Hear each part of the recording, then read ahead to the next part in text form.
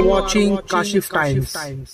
जितनी बड़ी संख्या में यहाँ पे मालूनी की जनता मौजूद है, उतनी ही बड़ी संख्या में इधर उधर छुप करके हमारी बातें सुनने के लिए यहाँ के असलम शेख के लोग भी मौजूद होंगे।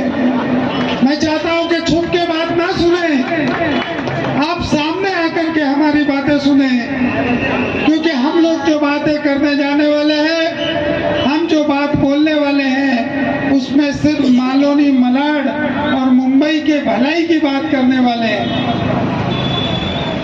पूरे लॉकडाउन में जब लोगों को घर से निकलने का मौका नहीं मिल रहा था, तो उस वक्त एक सीरियल टीवी पे बहुत जोरों शोरों से यूट्यूब पे चलता था, शमीम भाई, अर्तगल गाजी, और वो सीरियल हिंदुस्तान में इतना फेमस हुआ, और खास करके मालौनी के लोगों के बीच में, युवा पीढ़ी के बीच में, तो कई लोग मुझे उस वक्त वो सीरियल देखने के बाद फोन करके बोलते थे कि हैदर भाई, ये सीरियल में पोर्टुगलू एक कैरेक्टर है, उस कैरेक्टर का रोल जो है हमारे यहाँ के विधायक असलम शेख जैसा ही लगता है। तो मैंने कहा भाई ये आप लोग तय करो, क्योंकि असलम शेख को फिल्म में काम करने का बहुत शौक है, और कभी एक जमाने में उन्होंने एक फिल्म भी किया था, शायद आप लोगों को उसका नाम भी मालूम होगा, याद होगा, या मुझे याद दिलाने की जरूरत है तो मैं आपको याद दिला दूं। आपको उस फिल्म का नाम याद है क्या? भूल जाते हैं, लोगों की याददाश्त थोड़ी कमजोर हो गई है। उस फिल्म का नाम है बिछुआ, और अगर आप लोगों ने नहीं देखा है तो उस बिछुआ फिल्म को यूट्यूब पे या अलग अलग OTT प्लेटफॉर्म पे जरूर जाकर के देखें।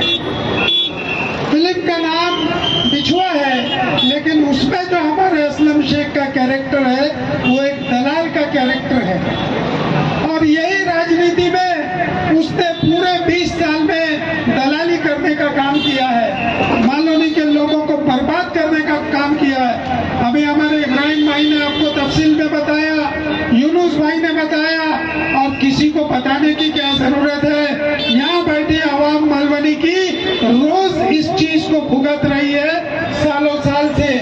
असलम शेख और उसके दलाल, अगर एक ईंट आप अपना घर बनाने के लिए रख दो तो तुरंत उनके दलाल आ जाते हैं और आपसे हफ्ता वसूली का काम करते हैं। आपके यहाँ ना तो कोई तरक्की का काम हुआ है, ना कोई डेवलपमेंट का काम हुआ है। वर्षों से एक हॉस्पिटल था, उसको भी बना करके ऐसे ही छोड़ दिया गया। इतनी बड़ी तादाद में मेरी माँ बहनें बैठी हुई है, क्या मालौनी में एक भी मैटरनिटी हॉस्पिटल पिछले 20 सालों में बना है क्या? आज हमारी माँ बहनों को मैटरनिटी हॉस्पिटल जाने के लिए सूचक जाना पड़ता है, जोगेश्वरी जाना पड़ता है, अंधेरी जाना पड़ता है। हमारे बच्चों के लिए कोई अच्छा कॉलेज नहीं बनाया गया है। आज बच्चों को अच्छी एजुकेशन लेने के लिए मलाड से बाहर निकल करके जाना पड़ता है। लोग कहते हैं कि मलाड में मालवनी का कोई डेवलपमेंट नहीं हुआ है, ये बात तो सब कहते हैं, लेकिन मेरा मानना है कि मलाड और मालवनी में सिर्फ एक आदमी का डेवलपमेंट हुआ है, वो है असलम शेख और उसके कार्यकर्ताओं का डेवलपमेंट। अब वो डेवलपमेंट कैसे हुआ है?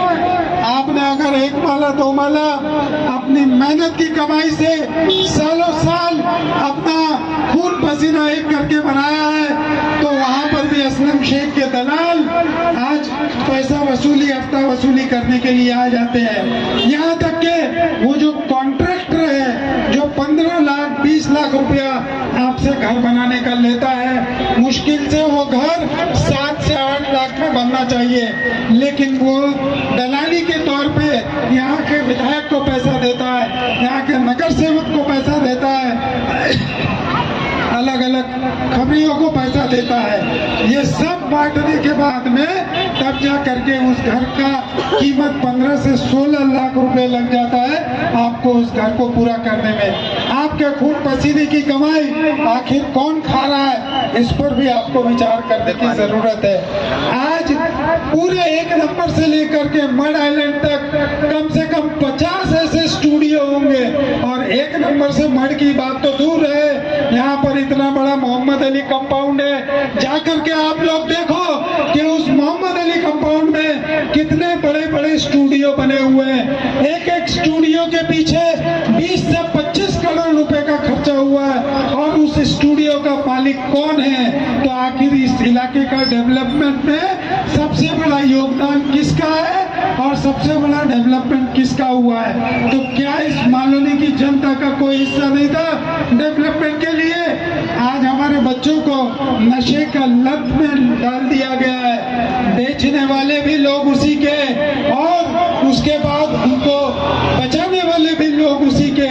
मैं तो जानता हूं कि अगर इलाके का विधायक, और विधायक तो छोड़ दो, 2.5 साल से जो आदमी कैबिनेट मंत्री था, कैबिनेट मंत्री ही नहीं पालक मंत्री था, उसके बाद भी अगर उसने यहाँ पर नशे का कारोबार नहीं खत्म किया, तो इससे आप लोगों को समझ आना चाहिए कि नशे का कारोबार करने वाला खुद असलम शेख है, उसके दलाल है, उसके चमचे हैं। ऐसे लोगों को यहाँ से उखाड़ के फेंक देना चाहिए, क्योंकि हमारी अगर नस्ल को बचाना है, हमको अपने बच्चों की हिफाजत करना है, हमारे बच्चों को अच्छा एजुकेशन देना है, हमारे बच्चों को अच्छी पढ़ाई देना है, हमारे बच्चियों का मुस्तकबिल अच्छा करना है, तो आप लोगों को इस बार ये पूरी उम्मीद से ठान लेना चाहिए कि यहाँ पर इस वक्त बदलाव की जरूरत है।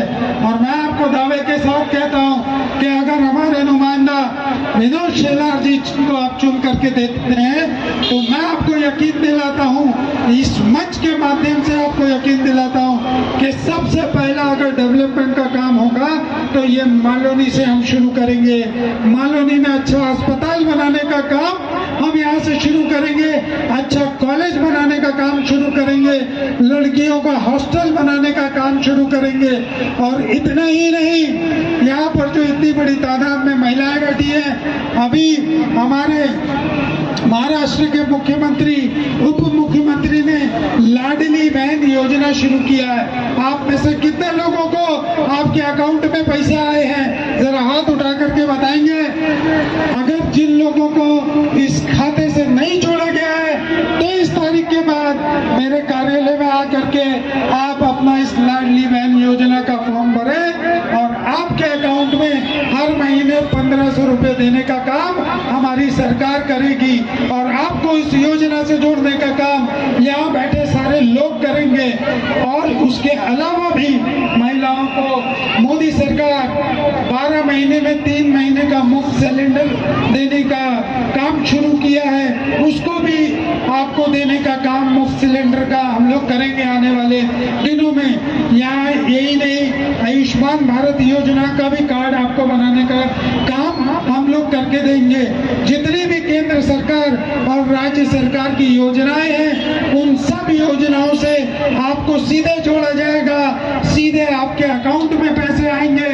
केंद्र सरकार की कौन कौन सी योजना है उसके बारे में शाहनवाज जी आपको बताएंगे, लेकिन मैं आपको यही बोलता हूँ, क्यों इलेक्शन के वक्त ही यहाँ पर मुसलमान खतरे में हो जाता है, हमारा ईमान खतरे में हो जाता है, ये आपको सोचने की जरूरत है। 20 तारीख खत्म होने के बाद ना तो मुसलमान खतरे में रहता है, ना तो मुसलमान ईमान खतरे में रहता है। ये सब कांग्रेस के लोग सिर्फ बहका करके, डरा करके हमारे लोगों का वोट लेने के लिए ये हथकंडा अपनाते हैं। आप सब समझदार लोग हैं, अकलमंद लोग हैं, आप लोगों ने मालोनी को सींचा है अपने खून पसीने से, इसलिए आप सबकी जिम्मेदारी बनती है कि आने वाले 20 नवंबर को किसी के बहकावे में ना आते हुए कमल का बटन दबा करके भारी तादाद में हमारे विनोद शेलार को कामयाब करना है। उनकी कामयाबी में आप सबकी कामयाबी है और तरक्की है। मैं आपको फिर एक बार बताता हूँ कि लोग आएंगे, अलग अलग बातें करेंगे, आपको अलग तरीके से बहकाएंगे।